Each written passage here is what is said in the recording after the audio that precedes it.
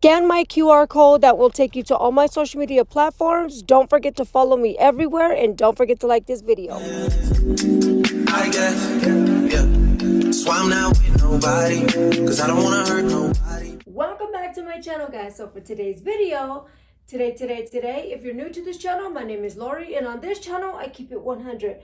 If you're not subscribed, please don't forget to tap on the subscribe button, and don't forget to smash on the like button. With that being said, hey my beautifuls, thank you for joining me on part 2. So this is part 2. Unfortunately, the video was way too long, so I was like, no, I gotta cut these down. The first part was like 30 minutes, and I wanted to cut that down to like 20 minutes and half of that.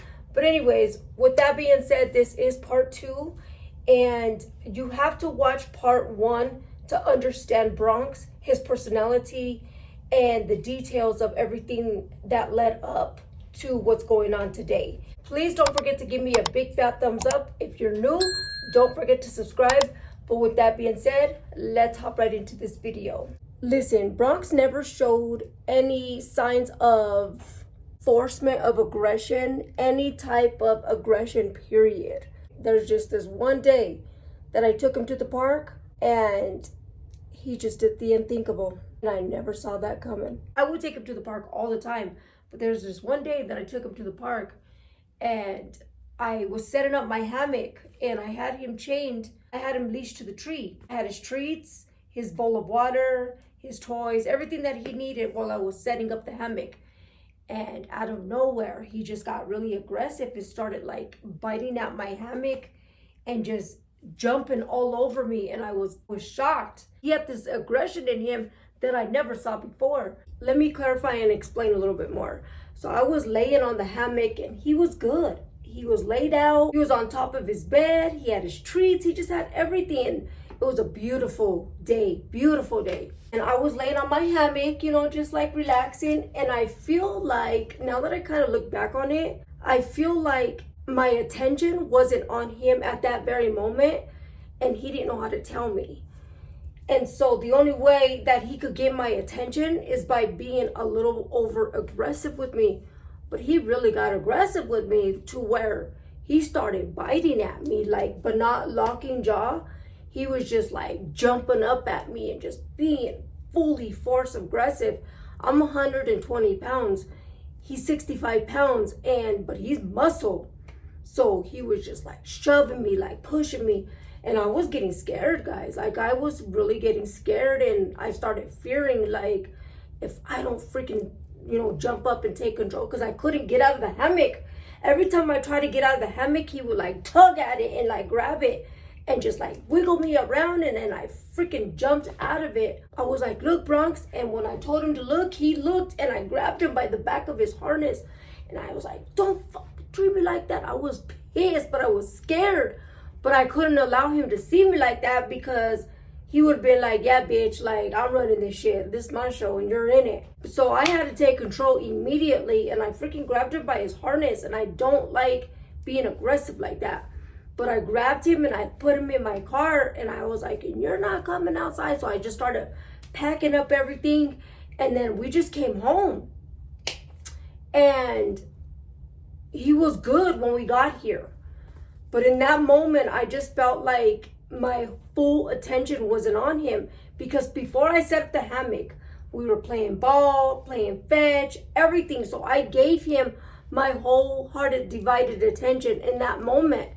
But it was in that moment when he was feeling distant, that's when he was like, no, we're not doing this today. And so I just felt like he wanted more of my attention in that moment. Should I have gave it to him? Yes. But at the same time, I need me time too.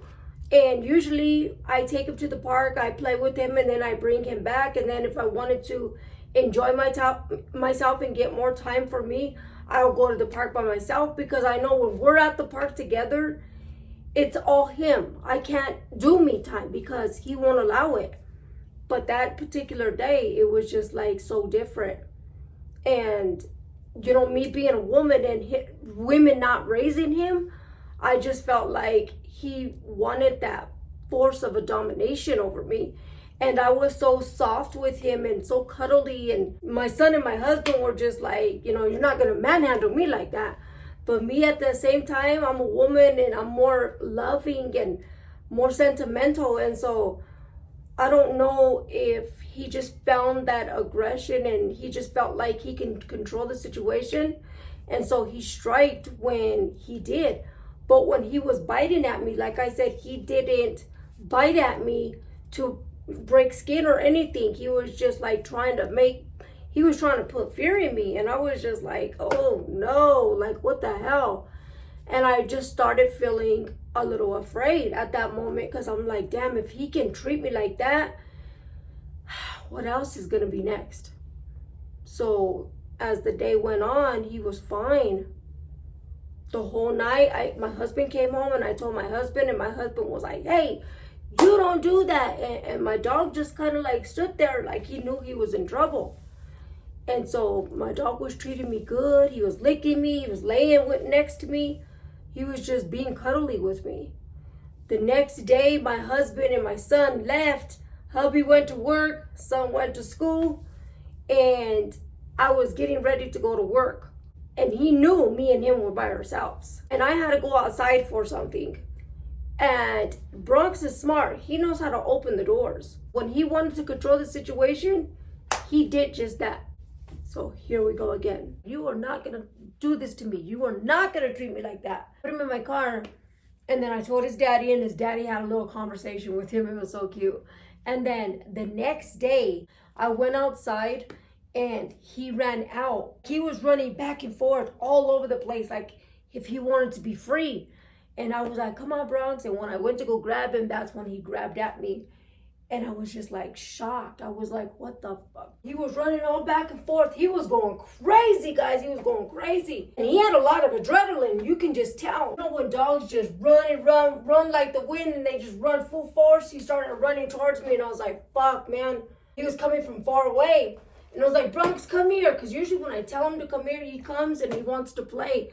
This time I didn't have any balls with me or nothing. Like I didn't have anything to play with him. I had his leash and that was it. So when he was running, he jumped up like, oh, like that. And he just snapped at me hard right here. But he didn't lock jaw. And I was like trying to grab him. And this was different, guys. He was jumping at me and just pushing me, just like full force.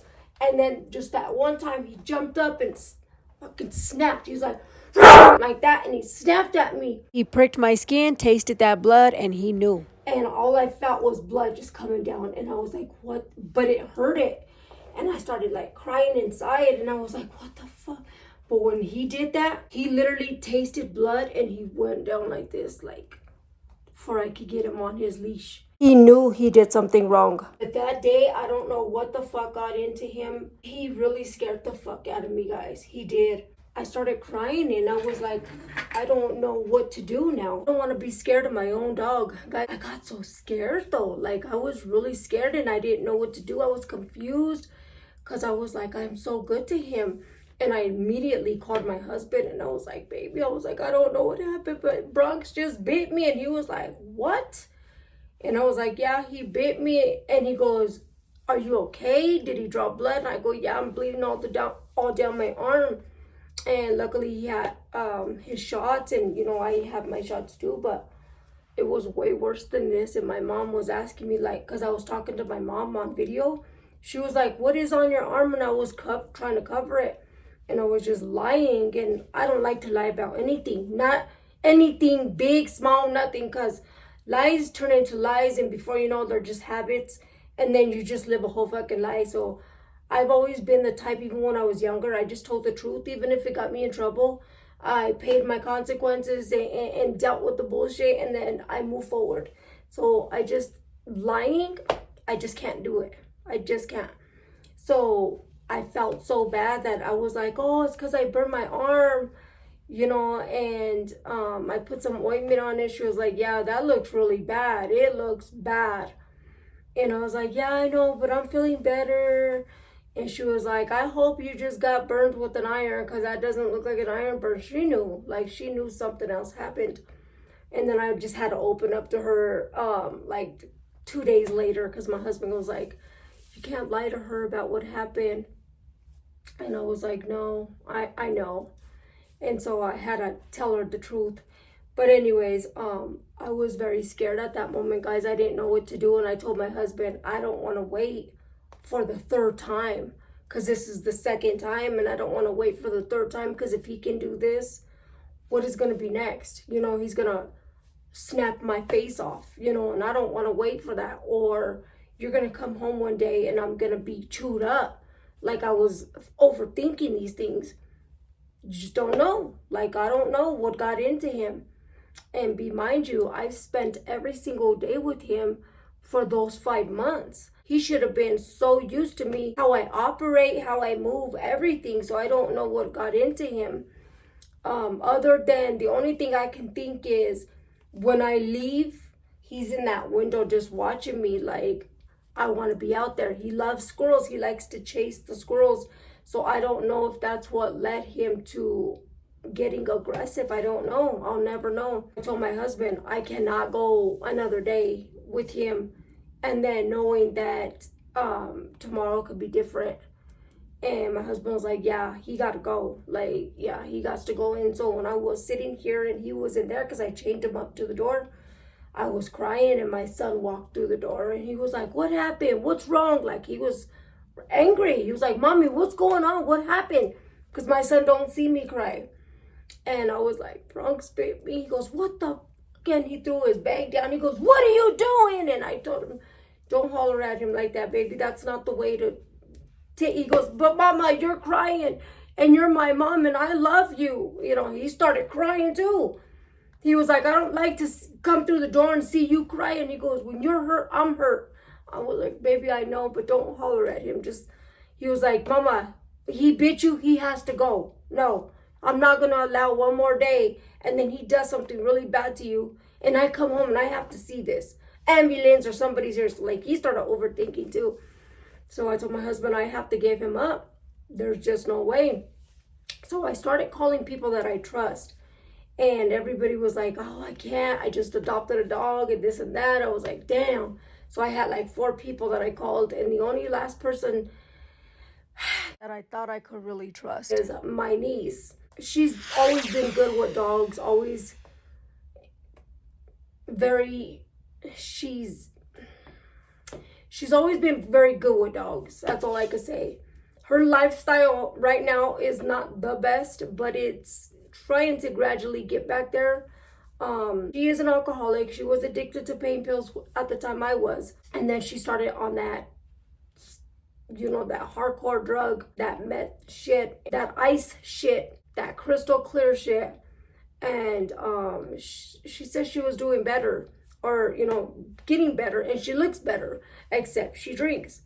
But anyways, so I told my husband, I was like, she likes to go out and about a lot. She's always in the streets. She likes to walk around, but she's always talking about, I need a dog, I need a dog. And I was just like, Bronx would be a perfect fit for her. So I asked her, I called her up and asked her, she was like, yeah, bring him. And she was like, hell yeah. So I packed up all his shit that night and I took him over there that very next morning. And he went in her house and it looked like he was at home. Like, everything was good. And so for 4 days, she was on Facebook posting about him. Here's some clips. This was the first day that she got him. So apparently, you know, he was doing good. She was taking pictures of him. They were just relaxing, chilling. He was eating. And then she said she gave him this ring, and this is the ring that those people try to take from him. So I don't know. She said then they tried to hit him with the car, then they tried to steal him. It was just too many stories at once. I don't know what to believe. So this was actually like the 2nd or 3rd day that she had him. She was playing ball with him. She took him across the street, and they just looked like they were having a good time. And he looked happy, you know, content and free like he wanted to be. He deserved to have a good life, a long, good, healthy life. And he didn't get that. I think this was her boyfriend playing ball with him. And he just looked happy. He looked like he was having fun. Oh, my baby, I don't know what else to say. Like, I don't believe everything that happened, how it happened. I don't understand it. But anyways, this is when she was taking pictures of him and videos, and she was sharing them with me for 4 full days, and then it just stopped. All I know is he'll forever be missed, and I will miss him forever. I will never forget about you, Bronx. So I've been seeing all of this for the past, for the 4 days that she's had him. And then the 5th and 6th day came and it was quiet. And I was like, that doesn't sound like her. Like, what's really going on? So I had messaged her and I was like, hey, where's Bronx? Is he okay? And she was like, Auntie, I don't even know how to tell you this. And I was just like, I looked at my husband because we were driving somewhere and I was like, tell me what? And she was like, Bronx, my heart was like.